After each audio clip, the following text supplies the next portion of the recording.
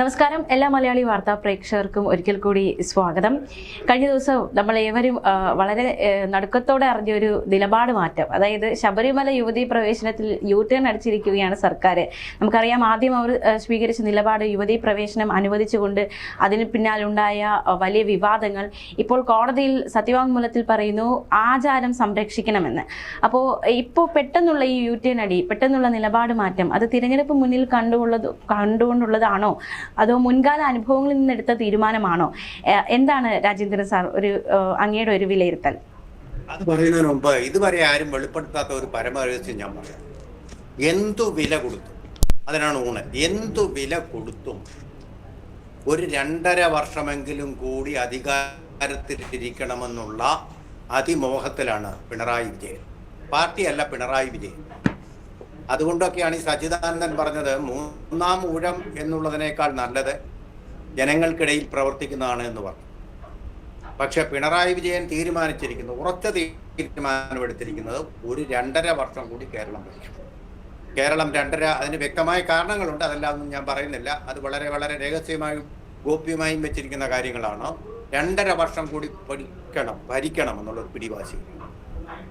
അതിന് ചില കാര്യങ്ങളുണ്ട്. അദ്ദേഹത്തിൻ്റെ രോഗം തന്നെയാണ് അതിന് പ്രധാന കാരണം. ആ രോഗവും ഇതുമായിട്ടുള്ള ലിങ്കിനെ കുറിച്ച് ഞാൻ ഇപ്പോഴൊന്നും പറയുന്നില്ല. 2.5 വർഷം കഴിഞ്ഞിട്ട് നമുക്ക് പറയാം. എന്താണെന്ന് വെച്ച് കഴിഞ്ഞാൽ, അത്രമാത്രം ഒരു മാറിയ മനുഷ്യനായിട്ട് ഈ രോഗം വന്നതിന് ശേഷം അദ്ദേഹം മാറി. നമുക്കറിയാവുന്നത് പോലെ അദ്ദേഹത്തിന് വന്ന ഒരു അർബുദബാധയെ തുടർന്ന് അദ്ദേഹം അമേരിക്കയിൽ വിദഗ്ധ ചികിത്സ നേടി. ആ വിദഗ്ധമായ ചികിത്സയെ തുടർന്നാണ് അദ്ദേഹത്തിനൊരു മാറ്റം ഉണ്ടായിരിക്കുന്നത്. ആ മാറ്റത്തിൻ്റെ ഫലമായിട്ടാണ് കമ്മ്യൂണിസ്റ്റ് പാർട്ടി ഓഫ് ഇന്ത്യ മാർക്സിസ്റ്റിൽ വലിയൊരു കടൽ മാറ്റം തന്നെ ഉണ്ടായിരിക്കുന്നത്. അവരുടെ ആശയഗതിയെ സംബന്ധിച്ചിടത്തോളം, അവരുടെ ഭൗതികവാദ സൈദ്ധാന്തികതയെ സംബന്ധിച്ചിടത്തോളം ഒരിക്കലും യോജിക്കാനാവാത്ത ഒന്നാണ് യുവതീ പ്രവേശനം ശബരിമലയിൽ പാടില്ല എന്നുള്ളത്. അവരുടെ ഒരു നീതിശാസ്ത്രങ്ങൾക്കും തത്വശാസ്ത്രങ്ങൾക്കും നിരക്കാത്ത ഒരു നിലപാടാണ് എടുത്തിരിക്കുന്നത്. എടുക്കേണ്ട നിലയിലേക്ക് വന്നു. കാരണം അവരുടെ സെക്ടേറിയൻ എന്നുള്ളതല്ല, അവരുടെ ആ മാർക്സിസ്റ്റ് കടും പിടുത്തത്തിൽ നിന്നാൽ പാർട്ടിക്ക് കേരളത്തിൽ വിജയിക്കാൻ സാധിക്കുന്ന കാര്യം പ്രയാസമാണ് എന്നുള്ളൊരു ബോധ്യമുണ്ട്. തന്നെയുമല്ല, NSSന്റെ ജനറൽ സെക്രട്ടറിയെ അവർ ബോധിപ്പിച്ചിരിക്കുന്നത് ഞങ്ങൾ തിരുത്തിക്കൊള്ളാം, ഒരു വാക്ക് കൊടുത്തിട്ടുണ്ട്. അത് നേരത്തെ സുകുമാരൻ നായർ പറഞ്ഞിട്ടുള്ളതുമാണ്. അവരെ യുവതീ പ്രവേശന കാര്യത്തിൽ നിലപാട് മാറ്റാമെന്ന് പറഞ്ഞിട്ടുണ്ട്, നമുക്കത് വിശ്വസിക്കാം എന്ന് പറഞ്ഞുകൊണ്ടാണ് ആഗോള സംഗമത്തിന് അദ്ദേഹം പ്രതിനിധിയെ അയച്ചത്. CPM-ഉമായിട്ട് സഹകരിച്ചു പോകുന്നത് എന്ന് മാത്രമല്ല, കൊട്ടാരക്കരയിൽ KN ബാലഗോപാല് വിജയിക്കണമെങ്കിൽ NSSന്റെ പിന്തുണ ആവശ്യമാണ്. അതിപ്പോഴേ അവർ തേടിയിട്ടുണ്ട്. പല സ്ഥലങ്ങളിലും CPM-നെ പിന്തുണയ്ക്കാൻ പരോക്ഷമായിട്ട് ഈ സമദൂരം പറയുന്ന NSS തന്നെ രംഗത്തുണ്ട്. ഇതെല്ലാം തന്നെ കൈവിട്ട മാർക്സിസ്റ്റ് കളിയാണ്. അതായത് ഇങ്ങനെയൊന്നും ആയിരുന്നില്ല മാർക്സിസ്റ്റ് പാർട്ടി. സമുദായ ആചാര്യന്മാരുടെ പിന്തുണയില്ലാതെ മത കാര്യങ്ങളിൽ ഒക്കെ യാതൊരു വിട്ടുവീഴ്ചയും ചെയ്യാത്ത ഒരു പ്രസ്ഥാനമായിട്ടാണ് കമ്മ്യൂണിസ്റ്റ് പാർട്ടി വളർന്നു വന്നിട്ടുള്ളത്. ഭൗതികാധിഷ്ഠിതമായിരുന്ന എല്ലാ വാദങ്ങളും, ആത്മീയവാദങ്ങളൊന്നും ഉണ്ടായിരുന്നില്ല. ഇപ്പോൾ നമ്മൾ കാണുന്ന ഒരു ചേഞ്ച് ഓവർ നോക്കൂ. മോഹൻലാലുമായിട്ടുള്ള അഭിമുഖത്തിൽ എന്താണ് പിണറായി വിജയൻ പറയുന്നത്? അദ്ദേഹം മുഖ്യമന്ത്രി ആയിരുന്നില്ലെങ്കിൽ ഒരു പക്ഷേ അദ്ദേഹം ഒരു സന്യാസിയായി മാറുമായിരുന്നു എന്നാണ്. അതായത് സന്യാസി ദണ്ടും കമണ്ഡലവും ഒക്കെ എടുത്തുകൊണ്ട് ഹിമാലയത്തിലേക്ക് പോകുമായിരുന്നു എന്നുള്ള മട്ടിലാണ് അദ്ദേഹം പറഞ്ഞത്. അതുപോലെ അദ്ദേഹം പറഞ്ഞ ഒരു കാര്യം, തൻ്റെ എല്ലാ തീരുമാനങ്ങൾക്കും പിന്നിൽ ഉപനിഷത്താണ്, ഭാരതീയമായിട്ടുള്ള ഉപനിഷത്താണ്. അതുപോലെ തന്നെ ശബരിമല ആഗോള സംഗമത്തിൽ അദ്ദേഹം അവിടെ ഭഗവത്ഗീതയിൽ നിന്നുള്ള ശ്ലോകങ്ങൾ ഏറ്റുചൊല്ലി. ഇതൊക്കെ ഒരു വലിയ മാറ്റമാണ്. EMS ഒരിക്കലും ചെയ്തിട്ടില്ലാത്ത കാര്യമാണ്. EK നായനാർ ഒരിക്കലും ചെയ്തിട്ടില്ലാത്ത കാര്യമാണ്. അങ്ങനെ മറ്റൊരു കമ്മ്യൂണിസ്റ്റ് ആചാര്യനും ചെയ്തിട്ടില്ലാത്ത കാര്യങ്ങളിലേക്കാണ് ഇപ്പോൾ കാര്യങ്ങൾ പോയിക്കൊണ്ടിരിക്കുന്നത്. ഇതിനൊക്കെ ഞാൻ ഈ പറഞ്ഞതുമായിട്ട് ബന്ധമുണ്ട്. ആ കാരണത്തിൻ്റെ പരമരഹസ്യത്തിലേക്ക് ഞാനിപ്പോൾ പോകുന്നത് ശരിയല്ല. അത് വ്യക്തിപരമായിട്ട് ശരിയല്ലാത്ത ഒരു കാര്യമായതുകൊണ്ട് ഞാനത് ചെയ്യുന്നില്ല. അതിൽ നമ്മുടെ ഒരു പത്രപ്രവർത്തകൻ എന്നുള്ള രീതിയിൽ അതൊരു ശരിയല്ലായ്മ ആയതുകൊണ്ട് മാത്രം അത് ഞാൻ പറയുന്നില്ല. അപ്പോൾ അങ്ങനെയുള്ള ഒരു തന്ത്രത്തിൻ്റെ ഭാഗമായിട്ടാണ് ഇദ്ദേഹം ഇത് ചെയ്യുന്നത്. ഇദ്ദേഹം പൂർണ്ണമായിട്ടും ഇതൊരു കപട നാടകം കളിക്കുകയല്ല, പൂർണ്ണമായിട്ടും ഇദ്ദേഹത്തിൻ്റെ ബോധ്യങ്ങളുടെ അടിസ്ഥാനത്തിലാണ്. എന്ന് മാത്രമല്ല, കുറേ നാൾ മുമ്പ് നമ്മൾ കണ്ണൂരിലെ ഒരു മാധവ പൊതുവാളാണെന്ന് തോന്നുന്നു, അദ്ദേഹത്തിൻ്റെ വീട്ടിലേക്ക് MV ഗോവിന്ദൻ ചെന്നത്. അത് ഞാൻ സാധാരണ പരിചയമുള്ളത് കൊണ്ട് വന്നു എന്നേ പറഞ്ഞുള്ളൂ. അല്ല, അങ്ങനെയല്ല. അതിനപ്പുറമുള്ള മാനങ്ങളുണ്ട്. അതായത് ഹിന്ദുമതത്തിൻ്റെ എല്ലാവിധ ദുരാചാരങ്ങളുമെന്ന് അവർ പണ്ട് പ്രചരിപ്പിച്ചിരുന്ന എല്ലാ കാര്യങ്ങളിലും പിണറായി വിജയന് അദ്ദേഹത്തിൻ്റെ ഈ 75-ാം വയസ്സിൽ വിശ്വാസം വന്നിരിക്കുന്നു, ബോധ്യം വന്നിരിക്കുന്നു എന്നുള്ളതാണ് സത്യം. ആ ഒരു ബോധ്യത്തിൻ്റെ അടിസ്ഥാനത്തിലാണ് അദ്ദേഹം പറയുന്നതിനപ്പുറം ഇന്ത്യയിലെ കമ്മ്യൂണിസ്റ്റ് പാർട്ടിക്ക് മറ്റൊരു നിലപാടില്ലെന്ന്. അതിൻ്റെ അടിസ്ഥാനത്തിലാണ് ഒരുപക്ഷെ പാർട്ടിയിലെ തീവ്രതയാർന്ന കമ്മ്യൂണിസ്റ്റുകൾക്ക് യോജിക്കാൻ കഴിയാത്ത തരത്തിലുള്ള ഒരു മലക്കം മറിച്ചിൽ യുവതീ പ്രവേശനത്തിൻ്റെ കാര്യത്തിൽ നടത്തിയിരിക്കുന്നത്. കാരണം ഇവിടെ ജയിക്കുക എന്നുള്ളതിനപ്പുറം പിണറായി വിജയൻ്റെ ബോധ്യങ്ങളും കൂടിയാണ് അതിന് പിന്നിലുള്ളത്. ആഗോള സംഗമത്തിൻ്റെ പിന്നിലും അത് തന്നെയാണ് ഉണ്ടായിരുന്നത്. ആ മാധവ പൊതുവാളിൻ്റെ ഒരു നിർദ്ദേശപ്രകാരമാണ് അത് നടത്തപ്പെട്ടത്. അതിലൊക്കെ കടുത്ത ഹൈന്ദവീയമായിട്ടുള്ള വിശ്വാസങ്ങളുണ്ട്, ആചാരങ്ങളുണ്ട്. ഒരുപക്ഷെ CPM ഇതുവരെ അന്ധവിശ്വാസങ്ങളെന്ന് പറഞ്ഞിരുന്ന കാര്യങ്ങളും ഇൻവോൾവ് ചെയ്തിട്ടുണ്ട്. അദ്ദേഹം ഹിന്ദു കാർഡ് മനഃപൂർവ്വം കളിക്കുകയല്ല, ഒരു ഹിന്ദു കാർഡായിട്ട് വരികയാണ് അദ്ദേഹത്തിൻ്റെ വിശ്വാസ പ്രമാണങ്ങൾ. ഇത് വലിയ അത്ഭുതമൊന്നുമില്ല. വളരെ വളരെ ആസ്തികവാദികളായിരുന്ന, നാസ്തികരായിരുന്ന പലരും അവരുടെ അവസാന കാലഘട്ടങ്ങളിൽ, അതായത് 10-70 വയസ്സ് കഴിയുമ്പോൾ, അവസാന കാലഘട്ടം എന്ന് ഉദ്ദേശിച്ചതാണ് ആ പ്രായത്തിൽ, ആ പ്രായമാവുന്നതോടുകൂടി വിശ്വാസത്തിലെ പുലരുകയും വിശ്വാസത്തിലേക്ക് തിരിഞ്ഞു വരികയും വിപ്ലവത്തിൽ നിന്ന് വിശ്വാസത്തിലേക്ക് പോവുകയും ചെയ്യുന്ന ഒരു സമ്പ്രദായം നമ്മൾ കണ്ടിട്ടുണ്ട്. അത്തരത്തിലുള്ള ഒരു സമ്പ്രദായത്തിലേക്ക് പിണറായി വിജയനും പോയിരിക്കുന്നു.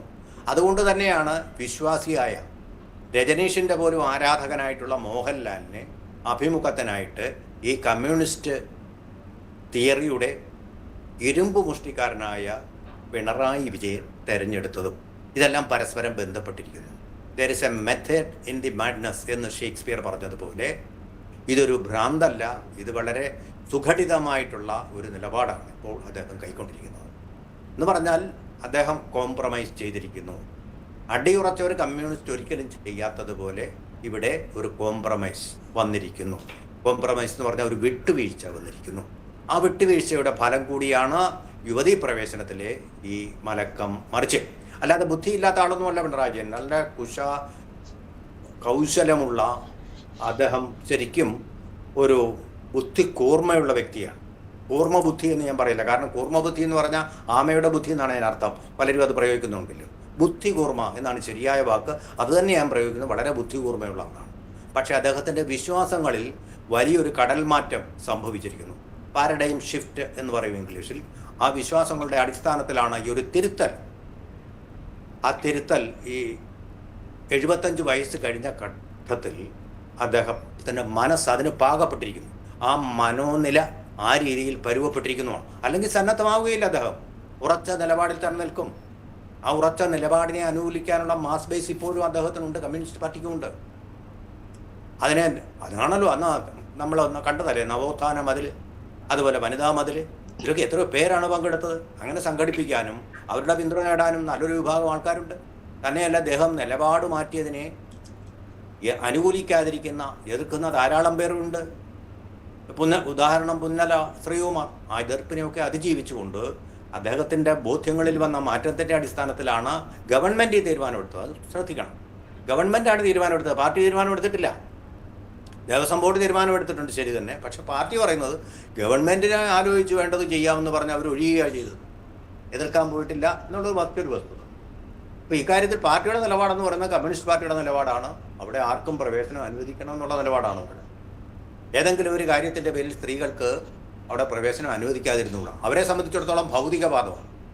അവിടെ നൈഷ്ഠിക ബ്രഹ്മചാരിയായ അയ്യപ്പൻ എന്നൊരു സങ്കല്പം അവർക്കില്ല. അയ്യപ്പനെയും ധർമ്മശാസ്താവിനെയും തിരിച്ചറിയില്ല അവർക്ക്. രണ്ടും രണ്ടാണ്. പലരും പറയുന്നുണ്ട് ഈ ശബരിമല ശാസ്താവിന് പുഷ്കല, പൂർണ്ണ പുഷ്കല ഇന്ന് 2 ഭാര്യമാരുണ്ടെന്ന്. ശരിയാണ്, വാസ്തവമാണ്.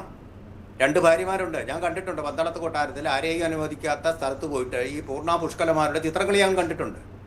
അതിനോടൊപ്പം നിൽക്കുന്ന ശാസ്താവിൻ്റെ എന്ന് പറഞ്ഞാൽ കൊമ്പൻ മീശയുള്ള ഒരു ശാസ്താവാണ്, അത് വേറെയാണ്. ആ ശബരിമലയിൽ ഇരിക്കുന്ന അയ്യപ്പനല്ല ഹിന്ദു വിശ്വാസം അനുസരിച്ച്, അത് ശാസ്താവാണ്. ശാസ്താവിൻ്റെ ഭാര്യമാരാണ്. ഇത് രണ്ടും രണ്ടാണ്. ഈ തിരിച്ചറിവില്ലാത്തത് കൊണ്ടാണ് ഈ അയ്യപ്പൻ എന്ന് പറഞ്ഞാൽ നൈഷ്ഠിക ബ്രഹ്മചര്യം അനുഷ്ഠിച്ചുകൊണ്ട് ആചരിച്ചുകൊണ്ട് ശബരിമലയിൽ ഇരിക്കുന്ന ആളാണ്. ആ അയ്യപ്പൻ്റെ നമ്മുടെ കാര്യം പറയുമ്പോൾ ശബരിമല ശാസ്താവിന് 2 ഭാര്യമാരുണ്ടെന്ന് ശരിയാണ്, വസ്തുതയാണ്. വള്ളി എന്നൊരു ഭാര്യ സുബ്രഹ്മണ്യനും ഉണ്ടായിരുന്നില്ലേ? വള്ളിനാഥൻ എന്നല്ലേ പറയുന്നത്? അതുപോലെ 2 ഭാര്യമാരും ഉണ്ട്. പക്ഷെ അത് വേറൊന്നാണ്, വേറൊരു അംശാവതാരമാണത്. ഇത് രണ്ടും തമ്മിലുള്ള വ്യത്യാസം മനസ്സിലാക്കാത്ത ഭൗതികവാദികളുടെ വാദമാണത്. ഇത് ഞാൻ നേരിട്ട് കണ്ടിട്ടുള്ളതാണ്. നിങ്ങളൊരു ഫോട്ടോയിലും കണ്ടിരിക്കില്ല. ഞാനതിൻ്റെ ചിത്രവും എടുത്തിട്ടുള്ളതാണ്, എന്നെ സംബന്ധിച്ചൊരു ഡോക്യുമെൻ്ററി ചെയ്തിട്ടുള്ളതാണ്. അതുകൊണ്ടാണ് ഈ വ്യക്തമായ ബോധ്യമുണ്ട്. അവിടെ ഇരിക്കുന്നത് മീശയുള്ള അയ്യപ്പനുണ്ട്, ശാസ്താവുണ്ട്. ആ ശാസ്താവിൻ്റെ 2 ഭാര്യമാരും 2 വശത്തായിട്ടുണ്ട്. പൂർണ്ണ പുഷ്കല എന്നാണ് അവരുടെ പേര്. അത് ഈ അയ്യപ്പനുമായിട്ട് കൺഫ്യൂഷൻ ആകുമ്പോഴാണ് പ്രശ്നം വരുന്നത്. ധർമ്മശാസ്താവ് വേറെ, ശാസ്താവ് വേറെ, അയ്യപ്പൻ വേറെ. മൂന്നാണ്.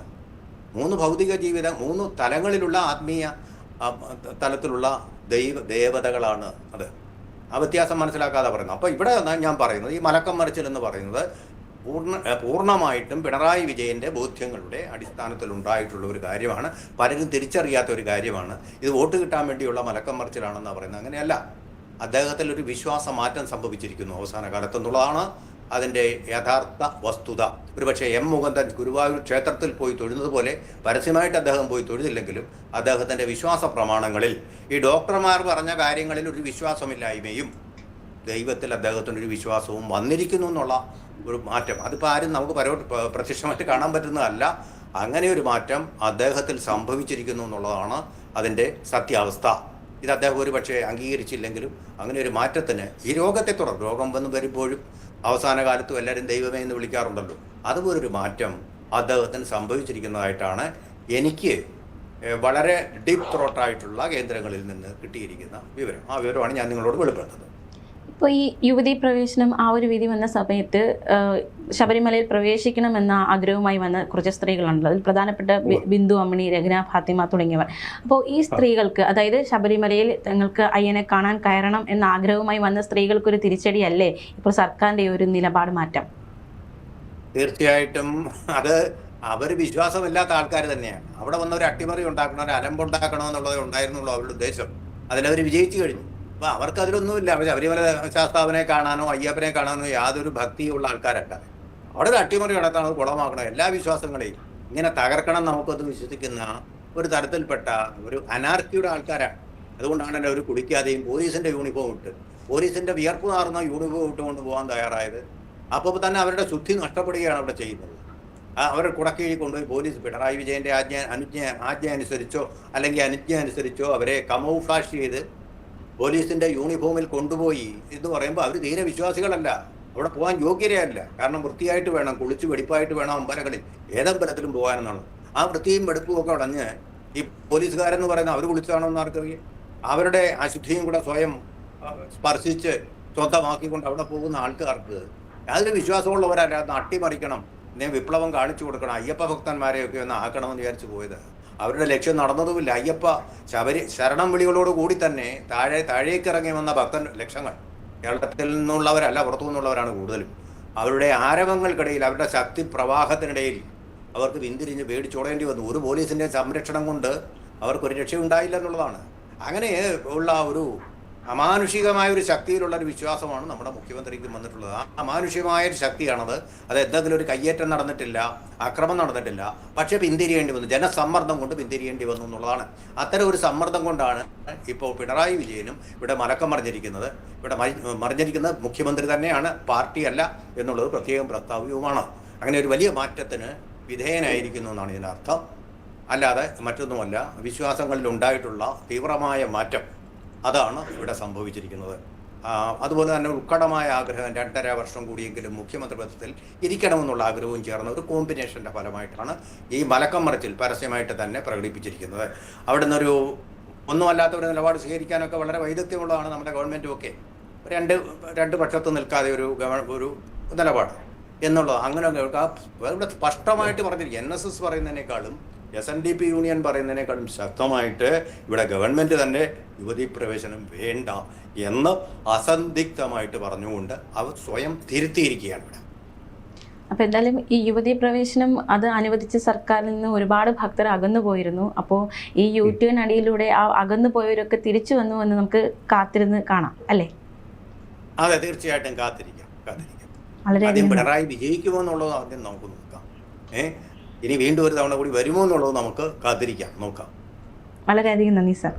അതെ.